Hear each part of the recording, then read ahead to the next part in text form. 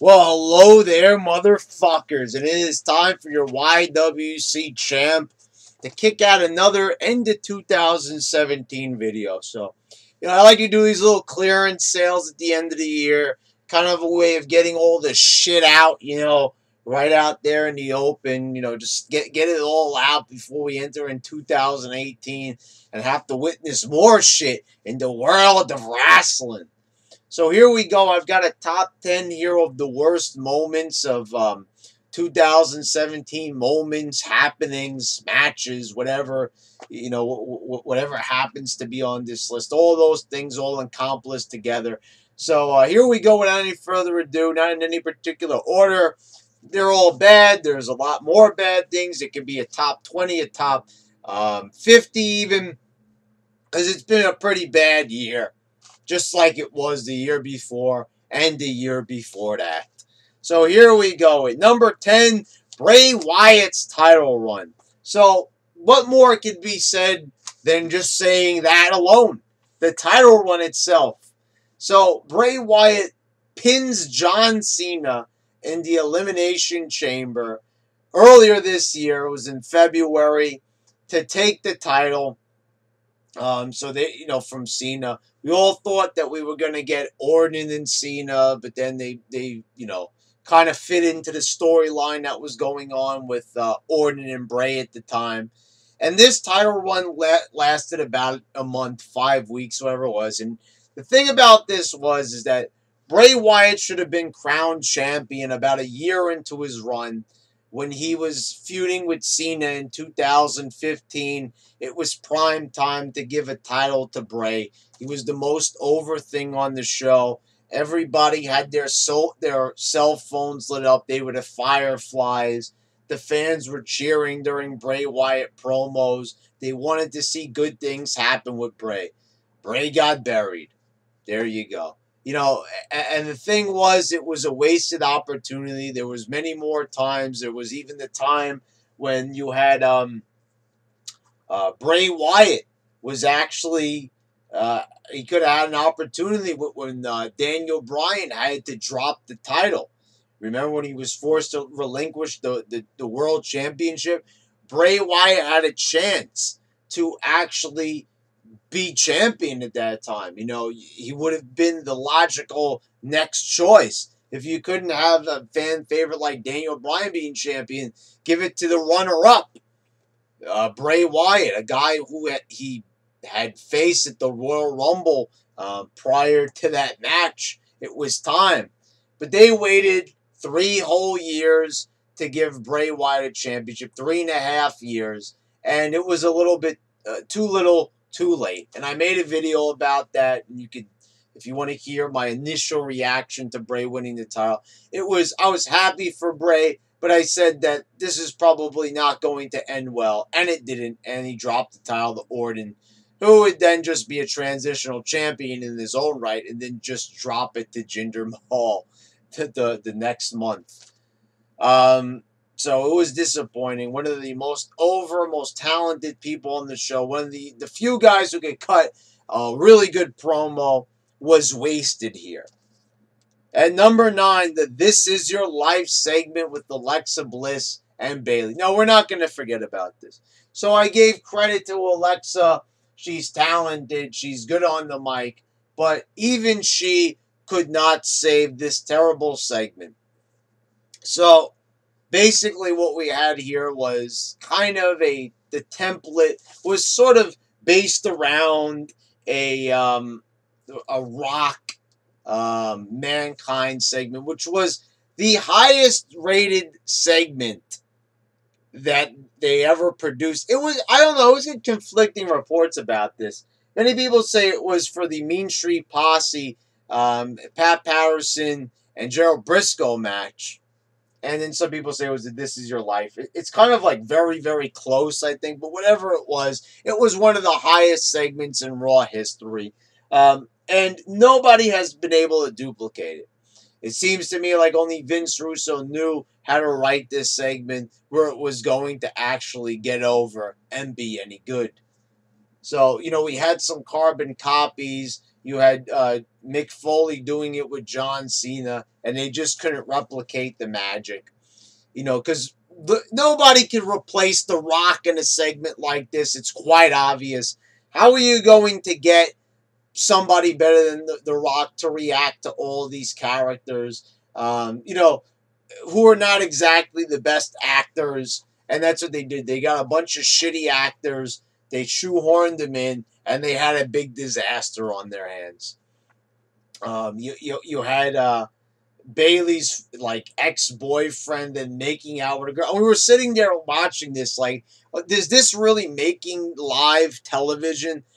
I mean, the thing is, when WWE does something bad and they actually put it out there, that's what surprises me the most. Like, they didn't have the foresight to know that something looked so bad on paper, there's no way that they could execute it. And they already had one failed This Is Your Life redux, so why the fuck would they go ahead and do it again? And that's exactly what they did, and they failed again. At number 8, Jinder Mahal's title run. So this was WWE's choice. You know, they could have really supercharged Jinder more by maybe having him win the Andre the Giant Memorial Battle Royal. They went with Mojo Rawley instead. So it was very surprising when Jinder became the number 1 contender. And I was actually very confused by this. I was like, why would they have him lose just a few weeks earlier? Just to have him win a number 1 contenders match. Like I said, like, they could have just made this make a little bit more sense. But I said I was happy for Mahal. He got in tremendous shape. They were looking to build a new star, and I was all for it. So Jinder won the title.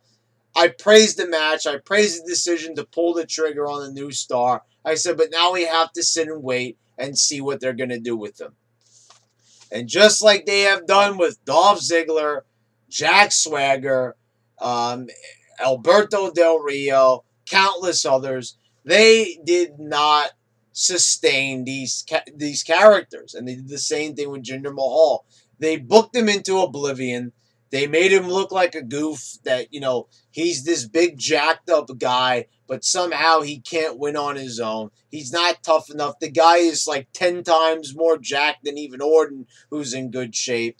And he had to have 3 guys help him to win a Punjabi Prison match, which is supposed to be his match. So not only does he have the home field advantage by having his preferred match type, but he has to have 3 guys, including a 7-foot-tall motherfucker, help him to win a match. And then, to make matters worse, he just loses the title to satisfy a bunch of bloodthirsty smarks on a random SmackDown, just so they could have the preferred match at Survivor Series. So as you can see, Jinder did the best. He was given terrible material in his promos, but he persevered. He showed that he was talented, that he could actually still do good and still impress no matter how bad the creative and the booking was. But there's only so far a guy could get when the machine is against him. And the machine was against him. The same machine that gave him the title was actually against him. Do we ever stop for a moment and think, why are we rewarding and punishing wrestlers in the same breath? Even if it's not really intentional. I'm surprised nobody sits there and says, well, Jinder's not really looking too good in this role. He's not really looking like a champion. But they don't make any necessary changes. They just made him look worse and worse as the title reign progressed. And number 7, Nakamura beat Cena and Orton in 2 separate matches to become a number 1 contender. And the thing was here, as we could clearly see, Nakamura took some shows off. They didn't know how to book them. They put him in random tag matches. Now we're just having a weird Orton-Nakamura tag match at Clash of Champions. I mean, why did Nakamura beat Cena and Orton, and then he went on to lose 2 title matches? It's like, if you're not ready to pull the trigger on Nakamura, you probably shouldn't have him beat the 2 biggest stars in the company. Now he's got those 2 big wins under his belt, and they're not really doing much with them. Once again, you know, you give a guy all the momentum in the world, and then you just fucking kill it. And that's not the only time we're going to say that on this list. At number 6, the Shield reunion. Again, to satisfy the smarks, they do exactly what they want. They put these guys together once again. Nobody was asking for it. Why did we need this? You know, you had Roman Reigns beating John Cena and The Undertaker in the same year. And so it was literally weeks after he beat Cena at No Mercy in October. Roman Reigns then joins up and goes back to square one with the Shield? Why? What was the point of that? Now we're seeing him with the Intercontinental Championship, even though he was world champion last year. Like, why would he go backwards? It was the same thing when he won the U.S. title. What's the point of that? Why have the guy go backwards? He's moving forwards, and then you want to say, no, you know what? You got to come back over here to where you started from. And what is the point? Because Ambrose and Rollins, they couldn't get these guys over on their own, so they need to feed off the magic of Roman Reigns. Why do they have to weigh him down? Just because those 2 schmucks can't get over, just because one guy injures everybody wrestles, and the other guy just doesn't live up to his name of the Lunatic Fringe, doesn't mean that Roman Reigns should be dragged back into that shit just so they could get over on the behalf of Roman Reigns. And the Shield stuff has been ridiculous. I mean, they're not even wearing their normal outfits anymore. They're still coming out to their own music. They're just wearing T-shirts that say the Shield. It feels cheap. They're not even acting like the Shield. I don't want their characters to regress, but I'm just saying, it's like, why are they doing this half-hearted Shield reunion? For what reason? It's like, you know, they don't even seem into it themselves. At number 5, not having Braun Strowman win the title. So I talked a little bit about momentum earlier on this list. Let's talk about how Braun Strowman should have beat Brock Lesnar for the title at No Mercy. But instead, nope, we're just not going to have him win this time.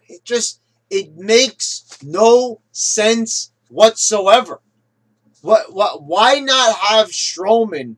I know you don't want to have Brock lose, but the thing is, you built up Strowman so much just to have him lose to Brock.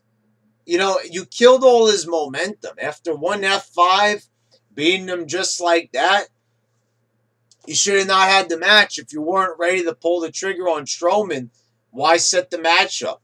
Prolong it more. Just give Strowman some other matches. You know, feed him some more wins. Give him some moments on on Raw. But you shouldn't have had him do that. Now we see he's back in title contention.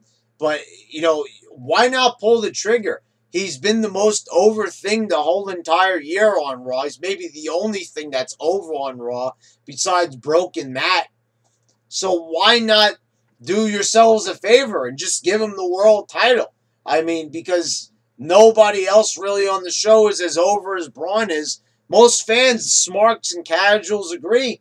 Braun's great. Braun's talented. Braun's probably one of the most talented big men in the history of the company.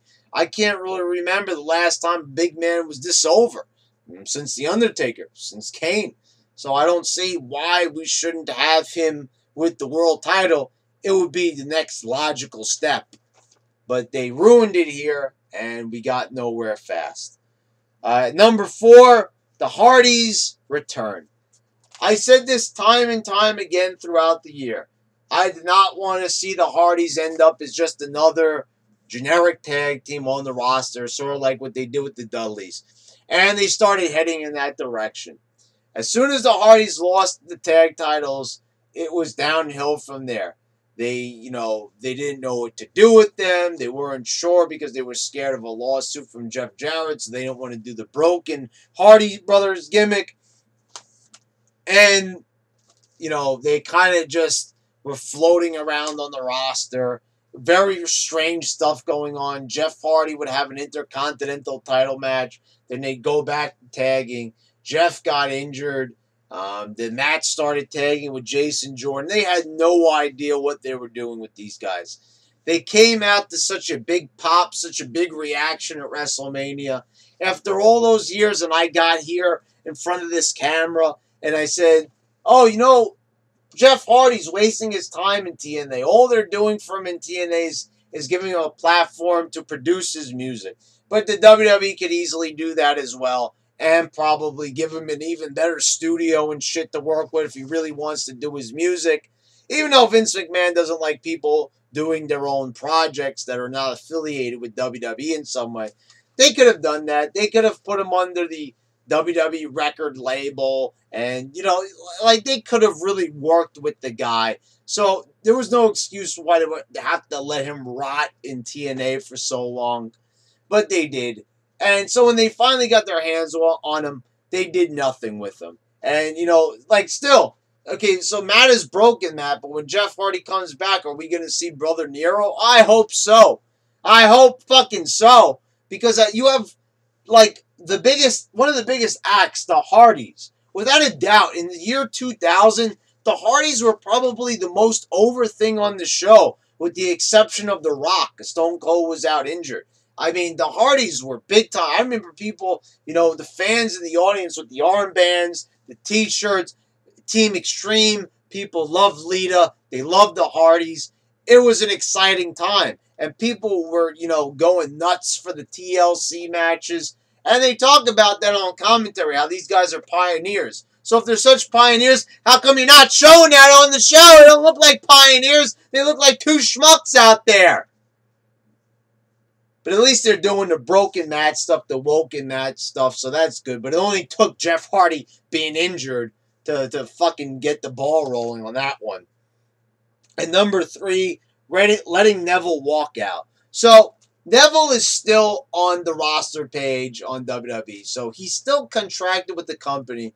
But the way how they misuse this guy, it shouldn't surprise anybody when Neville wants to maybe walk out and consider making more money on the indies. Austin Aries is doing it. Sometimes these guys don't get paid as much as we think that they're getting paid. So, Neville, obviously, when it came to 205 Live, I said there's only a handful of guys that look like they belong there.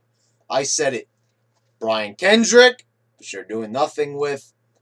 Enzo Amore, they're doing something with, but they're still a little bit unsure exactly what they want to do with him. And I said Neville. And Austin Aries as well. I said, so there was basically 4 guys out of however many guys is in 205 Live that really deserve to be there, who really seemed like true stars. So Neville, they just kind of, they gave the belt to Enzo, and I didn't disagree with that move at all. I said, by all means, I said, Enzo and Neville, well, Neville does have the mic skills and better in-ring skills than Enzo. But Enzo is the better one on the mic. And I say he probably could work better with these guys. And that's what they're doing now. But those guys they're so green in 205 Live. That's a problem. But they kind of lost sight of Neville in the process, just like they always do. They can't seem to have a guy lose and, still maintain that momentum. And that's what happened. So Neville got mad. He ended up walking out on an episode of Raw. And he's still there. I don't know when they're going to have the guy return. Like I said, once again, you have this guy here who's talented, and your show is a fucking train wreck, so you might as well put the guy out there. And I said this time and time again. A guy like Neville with that physique, if you're going to have Balor go out there and, have all the fanfare that he does, why not put Neville out there in his place? 10 times better on the mic. 10 times more mass appeal and more marketable look to him. I don't get it. Just, this is a giant failure on their part. And now he's sitting on the sidelines doing nothing. Unless they have big plans for him. But, that in today's day and age in WWE, big plans. doesn't really mean a whole lot. And number 2, the Bray Wyatt and Balor feud. This feud went on forever. It didn't even end because Bray Wyatt ended up, getting sick. When they had that little outbreak that was going on.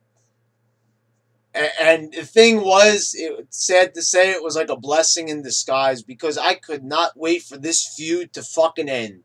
It was the most excruciating thing, and Bray Wyatt was doing a good job like he always does, cutting the promos, doing the best he can, being backed into a corner like they always do to him. But here was fuckboy Balor doing everything in his power to kill this and just make it a fucking laughingstock. Anybody remember, though? So they were having a pay-per-view match, whatever it was, prior to SummerSlam. And Bray Wyatt, he did his little spider gimmick pose. And you had Bray Wyatt on the top rope with the horrible acting, like a fucking cartoon character.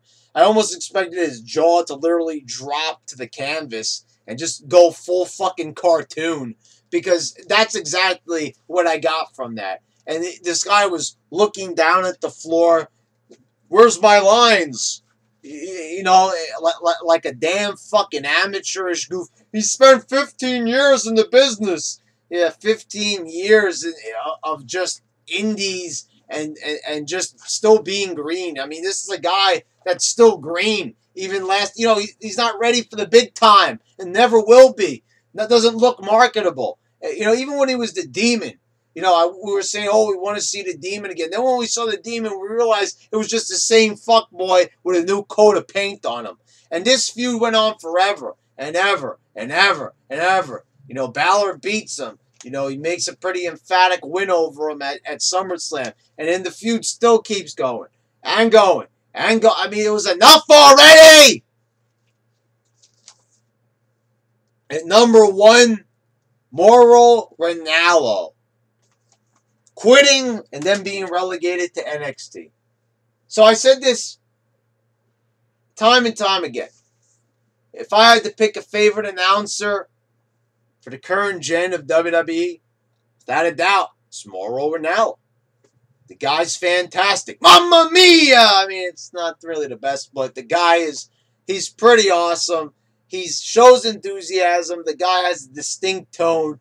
He doesn't say anything stupid or retarded like fucking Corey Graves or Michael Cole or Byron Saxton or any of these other damn goofs out there. I mean, besides Booker T, Mauro Ranallo is great. I mean, he's better than Booker T, obviously. But I'm saying, Mauro Ranallo should be leading the WWE. He should be the voice of the WWE. Not the super robotic cookie cutter Michael Cole. Mauro Ranallo reminds me of JR. Going out there, having a good time, enjoying yourself, and letting the fans know that even if it's not the best thing that you're seeing here, you're still going to act enthusiastic. You're going to act like you're enjoying the show. You're going to put oomph into your performance. Because you're a performer too. You're going out there and you're commentating these matches. So you got to let people know these matches good too. The thing is, why are you going to think a match is good if the announcer doesn't think it's good or a promo? So the thing is, Mauro Ranallo, he didn't want to admit it. The guy's got depression problems. He's ADD, things going on with him mentally. So, but we look past that because, we don't care about the guy's personal problems. He's a talented individual that deserves to have that lead announce position. And he very well did have it on SmackDown. Now we got to listen to fucking Tom Phillips every week. Hey, guys, I'm a star. Who the fuck? This Tom Phillips guy, what he would do is he did the top 5 shit on WWE.com. Why is this guy the lead announcer on SmackDown? How did they think that was a fitting replacement? You've got JR under contract as well, you dumb fucks. And you're just having them sit there on the sidelines. But Mauro Ranallo, you want to have a new guy? Mauro Ranallo right there. So JBL, I think, bullied him. He don't want to admit to that, but I think that's kind of what happened. He got bullied off the show. Then he got rehired, and now they're putting him in NXT. Well, the thing is, JBL ain't there anymore on SmackDown. So why the fuck is he in NXT? Put him on the goddamn... I don't want to listen to Tom Phillips anymore and Byron Sex Addict. Get those two schmucks out of there. Keep one, whatever, you know, Tom Phillips, Byron. Just get rid of somebody and put him out there. See, like, what would be a good enough? Why not just have Mauro Ranallo and Booker T out there? Perfect. You don't need 3 schmucks out there. We don't need 3 people. Mauro Ranallo, play-by-play, Booker T on color. Awesome. That'd be fantastic. Those should be the 2 guys out there. I might even do a video promoting this, as a matter of fact. Anyway, guys, there you go. That's been your top 10 worst moments of WWE. You know, I can't believe that they're letting such a great announcer rot away in NXT. But anyway, guys, there you go. It's been a lot other shitty moments this year, but that's 10 of them right there. It's been your YWC champ, signing out.